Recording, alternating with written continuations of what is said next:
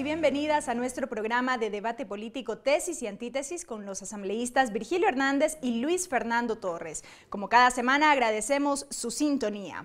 A cada segundo nos llegan las noticias, las imágenes, los videos, las cifras de caídos sobre la ofensiva emprendida por Israel contra Palestina, denominada borde protector o margen de protección, una guerra en la que hay una clara desventaja bélica de Palestina. Como cada semana llegamos a ustedes gracias a la señal de la televisión legislativa en los canales 42 en Quito, 22 en Guayaquil, 27 en la ciudad de Cuenca. Nos pueden seguir también por la señal de internet por envivo.asambleanacional.gov.es. Agradecemos por la reproducción de Tesis y Antítesis a la red de canales comunitarios regionales del Ecuador asociados Se Crea y por supuesto al portal de noticias ecuadorenvivo.com. Aquí iniciamos.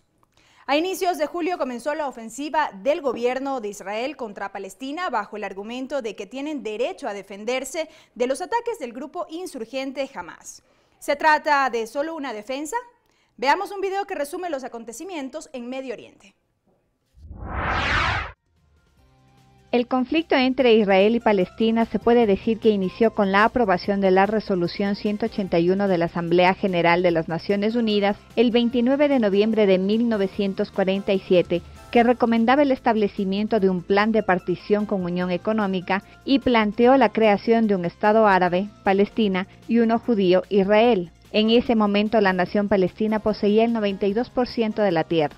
Tras la Guerra de los 6 días en 1967, Israel se transformó en potencia ocupante en los territorios palestinos de Gaza y Cisjordania, con una política expansionista que ha dejado, a día de hoy, el 8% del territorio original para Palestina. La última operación armada se inició el pasado 7 de julio cuando el ejército israelí puso en marcha un nuevo operativo, esta vez llamado Borde Protector, en la Franja de Gaza.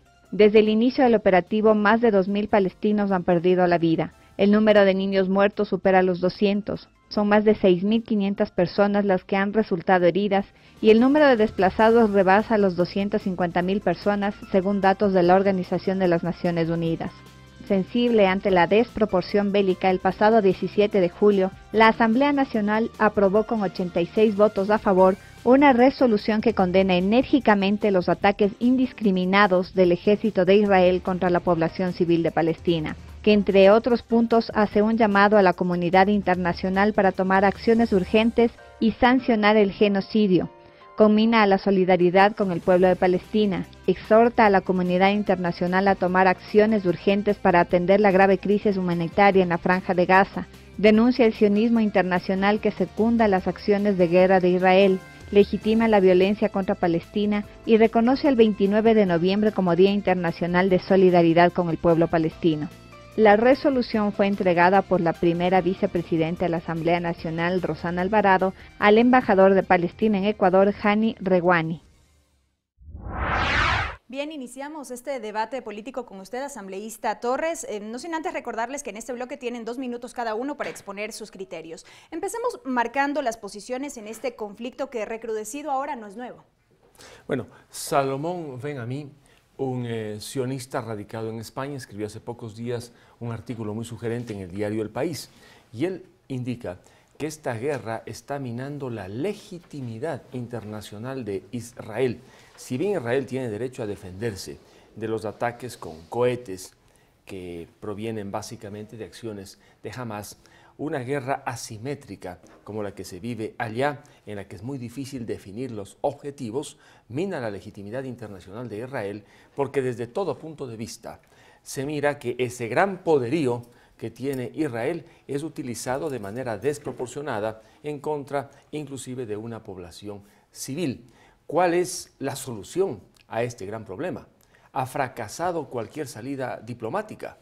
Los intentos de Kerry en nombre de Estados Unidos para lograr una solución al conflicto por la vía pacífica no ha tenido eco real en ninguna de las dos partes. La salida egipcia, que es otra de las soluciones que se ensaya debido a que Egipto de una u otra manera se encuentra en el corazón del conflicto. Claro que los militares egipcios con una posición muy desfavorable al grupo terrorista Hamás, que ha sido calificado así tanto por la Unión Europea como por los Estados Unidos de Norteamérica.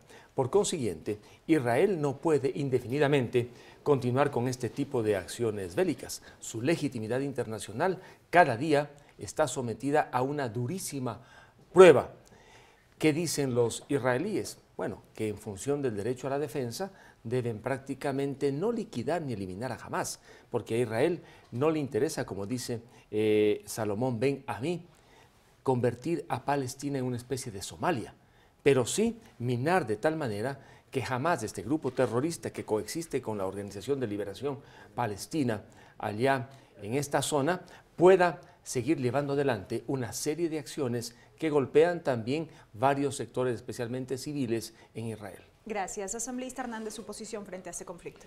Bueno, creo que me parece importante que aquí no se pueda justificar lo que está haciendo Israel en Palestina. Los muertos ahora ya se cuentan por centenares y cada día aumentan. Y lo preocupante de eso es que más allá de lo que pueda creerse, por lo menos lo que nos dejan entrever las declaraciones del ministro de Defensa israelí es que se prepara, como él ha señalado, un ataque de fuerza monstruosa en la Franja de Gaza.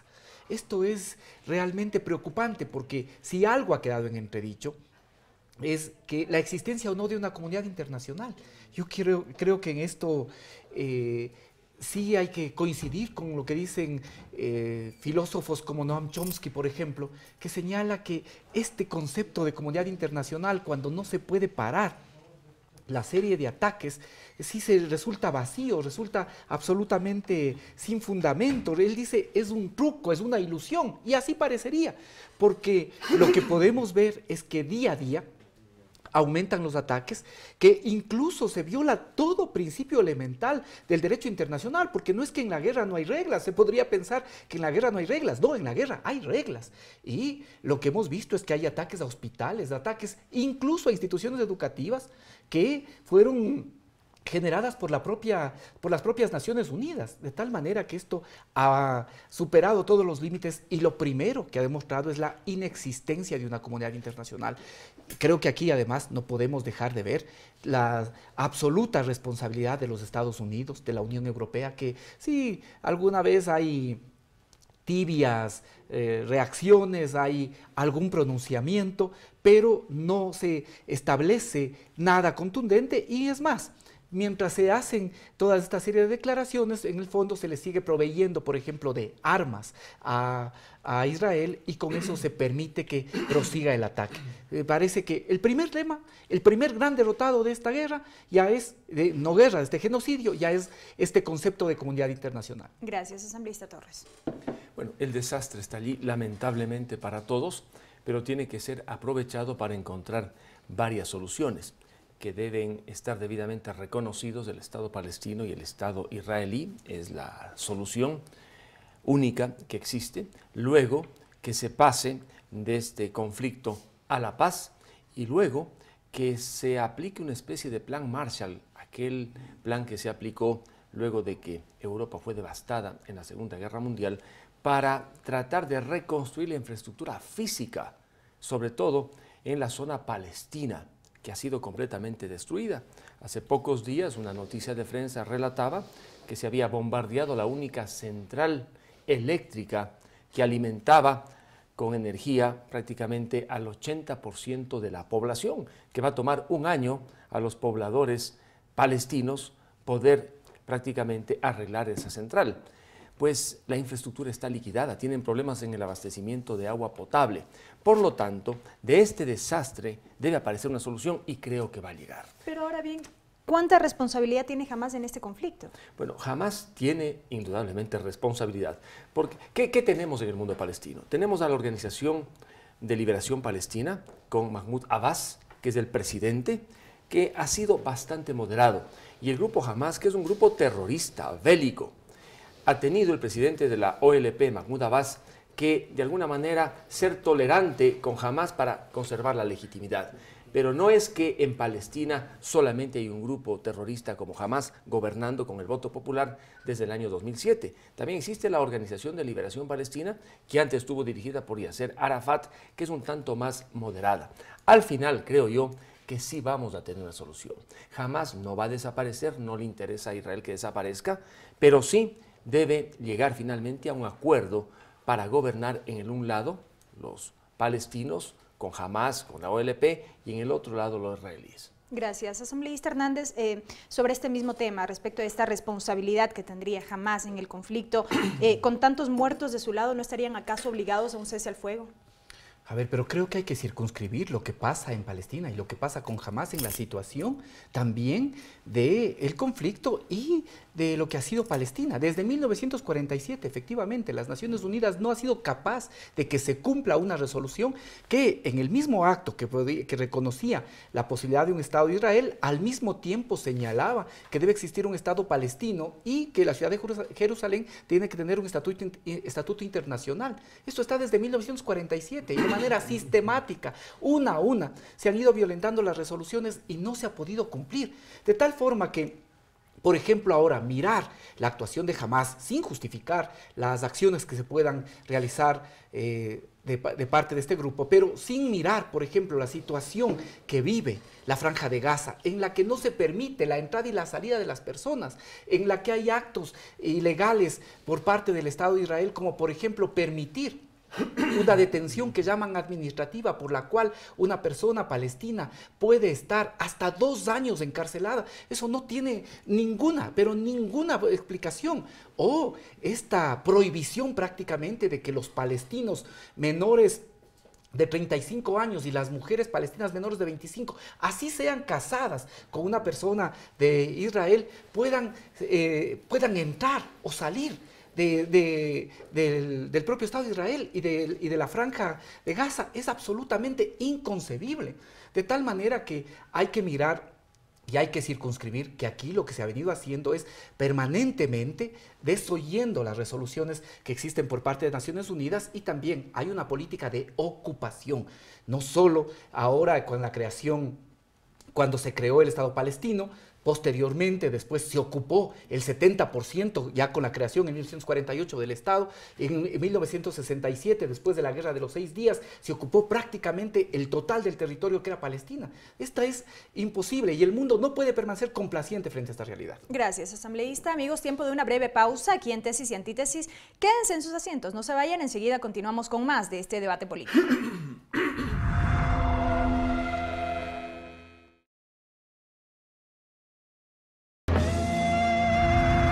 Estamos de regreso, amigos, con más de Tesis y Antítesis. El tema de hoy, la operación militar israelí Borde Protector.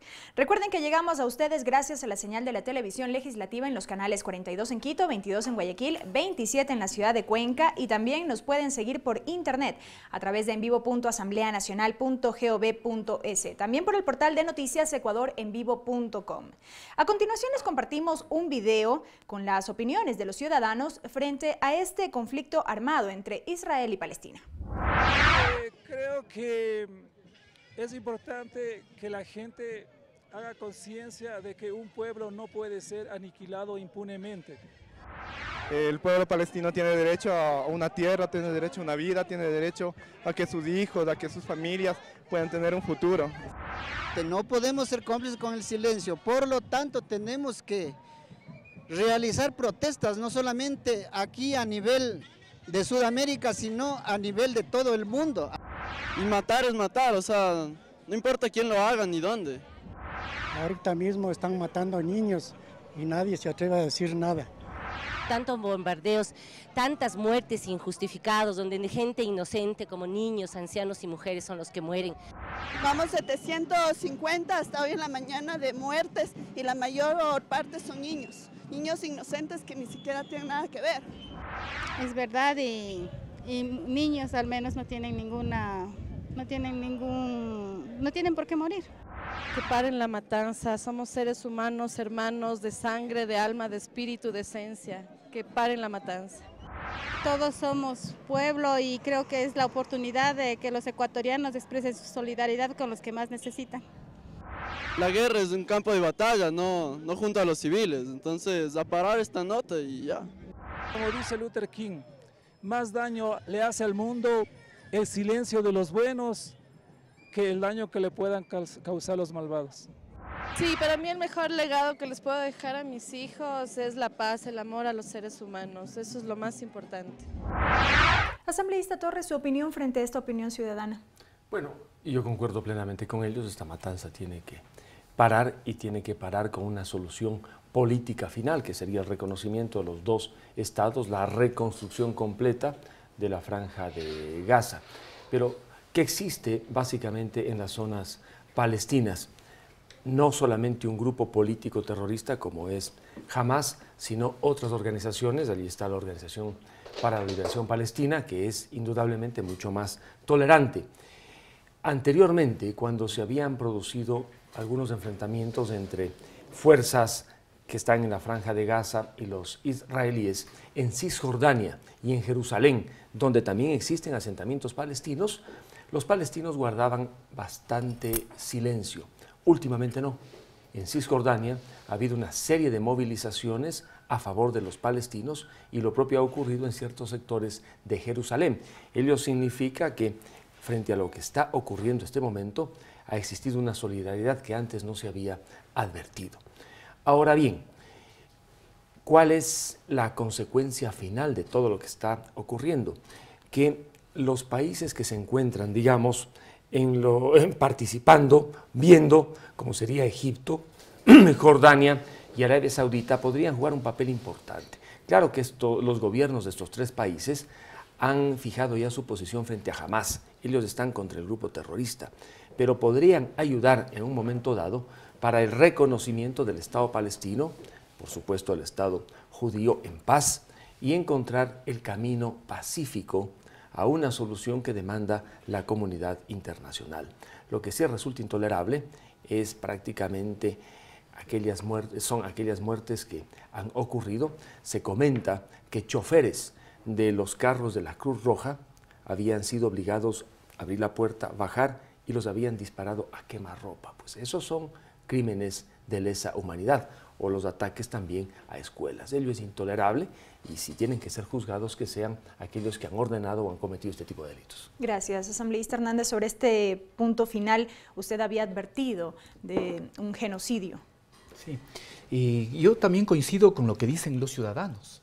Tiene que pararse este genocidio. Y quizá el problema precisamente, Luis Fernando, es el pensar que ahora, en pleno siglo XXI, puede existir un Estado judío. Es que ese es el elemento central.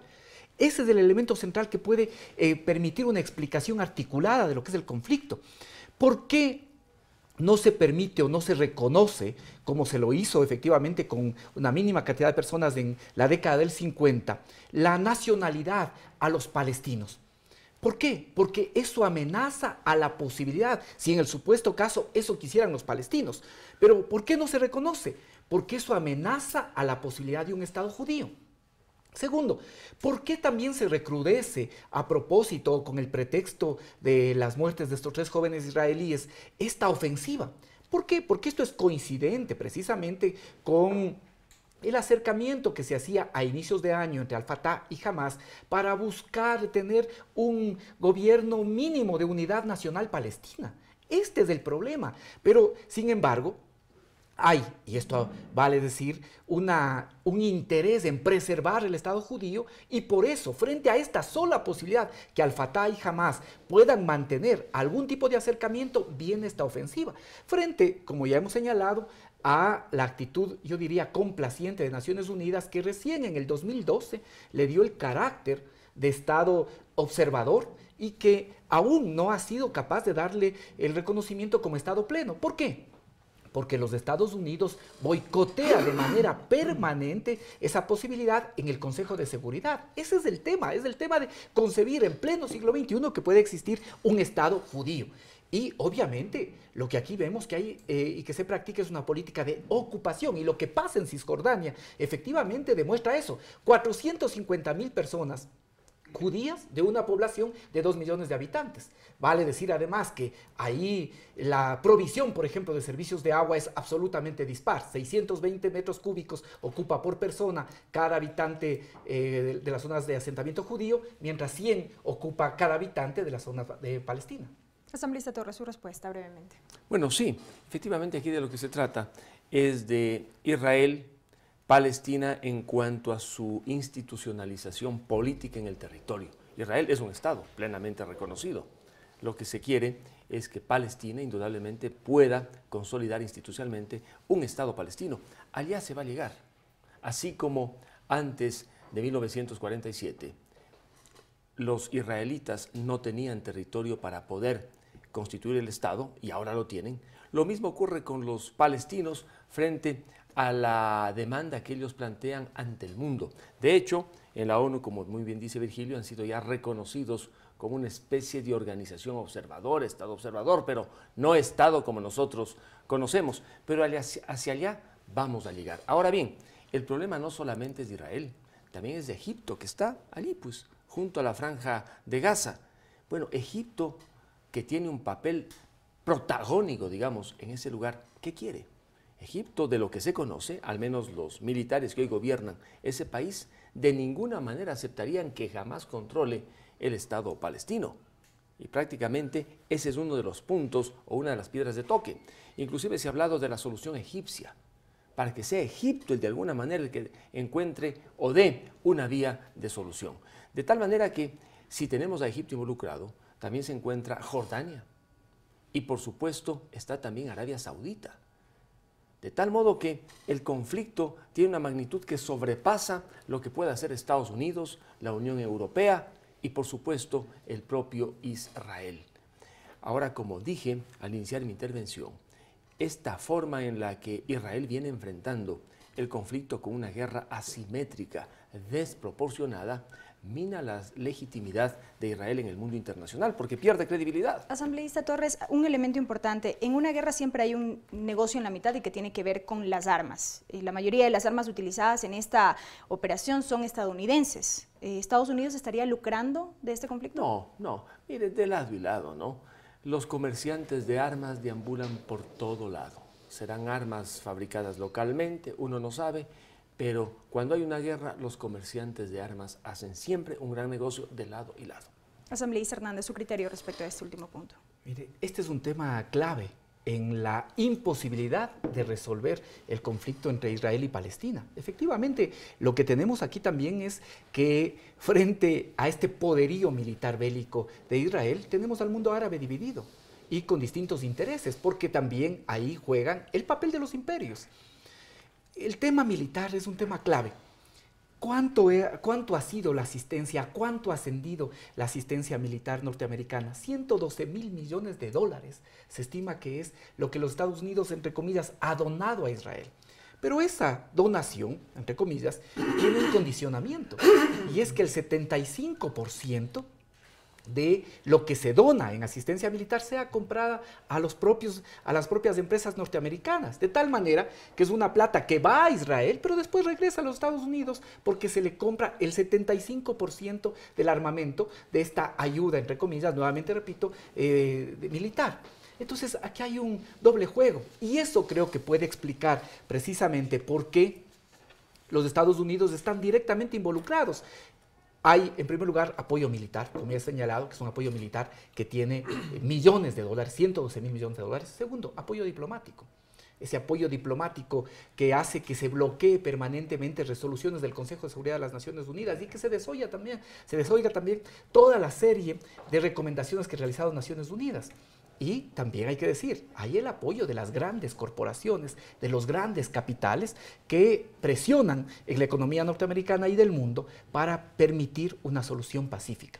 De tal manera que aquí el negocio de las armas, el negocio de toda la industria bélica es un componente fundamental en la solución. Vidas a cambio de armas. Sí. Así resulta, vidas a cambio de armas, pero eso ha sido siempre el negocio de la guerra y ese también explica por qué esta actitud de doble moral de los Estados Unidos, ¿no? Que creo que se ejemplifica bien en lo que señaló el propio secretario de Estado John Kerry, que ironizando decía, menuda operación, menudo infierno de la operación milimétrica, que decían que es quirúrgica, ¿no? Eso demuestra bien la doble moral. Al interno reconocen que hay vidas a cambio de armas, pero en cambio patrocinan este genocidio que desarrolla Israel. Gracias, asambleísta Hernández. Amigos, tiempo de una breve pausa nuevamente aquí en Tesis y Antítesis. Enseguida volvemos con más.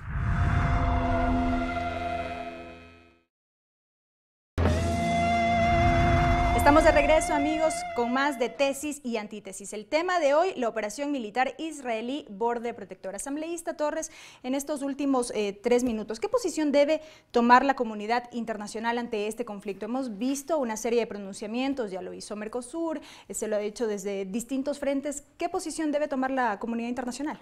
Reconocer primero el derecho a la defensa. Si Hamás ataca a Israel, Israel tiene el derecho a defenderse con medidas proporcionales al ataque, no desproporcionadas. Si Israel ataca a los palestinos en la Franja de Gaza, estos tienen el derecho a defenderse, igualmente de manera proporcional. ¿Por qué Israel ha tenido que armarse? En esto quiero ser bastante objetivo. No tanto por la amenaza de los palestinos, sino básicamente por las advertencias que le han hecho de otros estados árabes. Recuerdo que algún gobernante iraní anunció la desaparición de Israel. Frente a todo ello, Israel ha tenido que, indudablemente, armarse para poder enfrentar un ataque de esa magnitud. Ahora bien, resulta que Kerry, el ministro de Relaciones Exteriores de los Estados Unidos, se ha convertido en el único interlocutor válido. Resulta que las fuerzas, digamos, dirigentes de Palestina, especialmente Mahmoud Abbas, el presidente, e inclusive algunos que forman parte del grupo Hamás, reconocen a Kerry como su interlocutor. Y lo mismo sucede con los israelitas. ¿Por qué tiene que ser él y no otro el interlocutor? Bueno, por la presencia que tiene Estados Unidos en la zona. Si sale Estados Unidos, si Kerry no juega el papel que debería jugar en nombre de Obama, pues ese campo se convierte en un campo de nadie. Por ello, yo lo que esperaría es que, como dije al comienzo, finalmente del desastre, de la guerra, del dolor que estamos viendo, especialmente con la muerte de tanto palestino y de los cerca de 60 militares israelitas también que han fallecido, se logre reconstituir un acuerdo que permita una solución pacífica. 2 estados, reconocer el desarme, que termine inmediatamente el bloqueo de Israel a la Franja de Gaza. Desde que ganó Hamás el 2007, Israel impuso un bloqueo, y el bloqueo, por supuesto que ha tenido costos, ha impedido, como decía Virgilio, la movilización personal en el tema inclusive de intercambio de mercancías. Uno de los pedidos que hacen los palestinos con razón y con justicia es que se levante ese bloqueo. Pues habría que levantar ese bloqueo una vez que se llegue a condiciones de paz y que Hamás demuestre también su deseo de parar el conflicto. No nos olvidemos que al interior de Palestina también está en juego un tema de legitimidades políticas. Hamás adopta esta posición dura como grupo terrorista que ataca manejando parte del gobierno precisamente para consolidarse como una alternativa. La OLP, Abbas, que es el presidente de Palestina, ha tenido que adoptar una posición, digamos, coincidente con Hamás para no perder apoyo. Hay un tema político de por medio. Si hay madurez en el lado palestino y por supuesto madurez en el sector israelita, que sería lo menos que podríamos esperar, sí se podría lograr una salida, ojalá este mismo año. Gracias, asambleísta Hernández.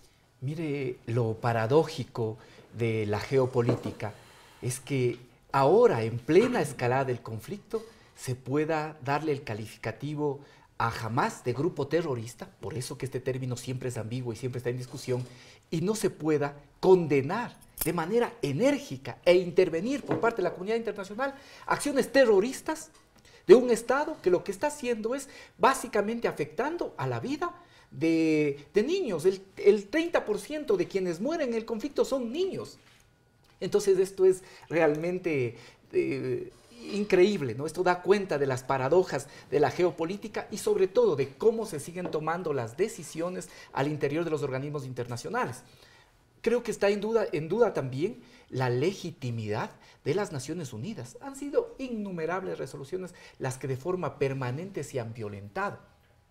Pero ahora, además, lo que tenemos es la posibilidad de solución. Y esa posibilidad de solución yo creo que radica, porque se respete lo que desde 1967 se señala, ya que pueda existir un Estado palestino, que apenas tendría el 22% del territorio de lo que inicialmente era el protectorado británico de Palestina. El 22% ya han renunciado a las posibilidades de tener un territorio mayor.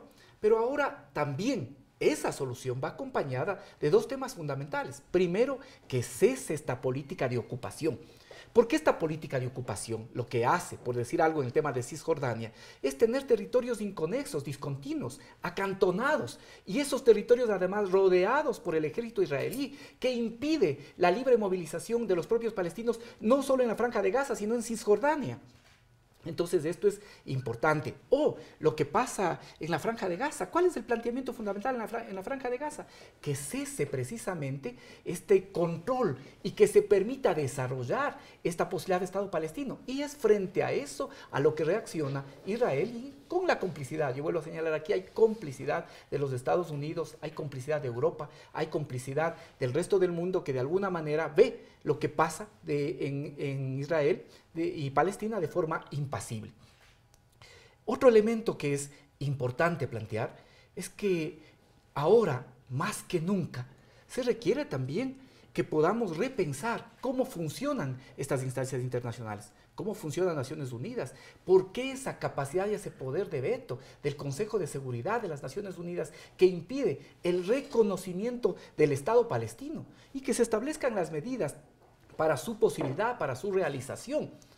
Yo creo que hay temas que efectivamente están en la discusión, hay temas que están en el debate, que no puede, a pesar de lo que es la intención del Estado israelí de prolongar el conflicto, no puede prolongarse porque la desigualdad de armas que existe es absolutamente brutal, es una asimetría que condena cada vez más a la muerte a los palestinos, y se sigue preservando la ley en contra de todo precepto de derecho internacional del Estado más poderoso. Brevemente, ¿qué pasa con la reacción sudamericana? Yo creo que la reacción sudamericana ha sido importante. Brasil ha ¿Pero roto pobre o relaciones. débil? En el marco de lo que nos corresponde hacer. Brasil ha roto relaciones, ahora va a plantear que también esa sea una posición del Mercosur. Creo que el resto de países hemos llamado incluso a consulta a los embajadores. Y tiene nuevamente que esto volverse a poner el punto en organismos como las Naciones Unidas, porque lo primero que está en cuestionamiento, como vuelvo a señalar, es el tema de comunidad internacional. Gracias, asambleísta Hernández, asambleísta Torres, por sus criterios. Amigos, recuerden que aquí en Tesis y Antítesis la síntesis le corresponde a ustedes. El video de este debate lo pueden encontrar en nuestro canal de YouTube y en la página de Facebook del programa Tesis y Antítesis. Este programa se reproduce por la señal de la radio de la Asamblea Nacional los lunes a partir de las 8 de la mañana y se difunde por la red de canales comunitarios regionales del Ecuador asociados, se crea, y también por el portal de noticias ecuadorenvivo.com. Hasta la próxima semana.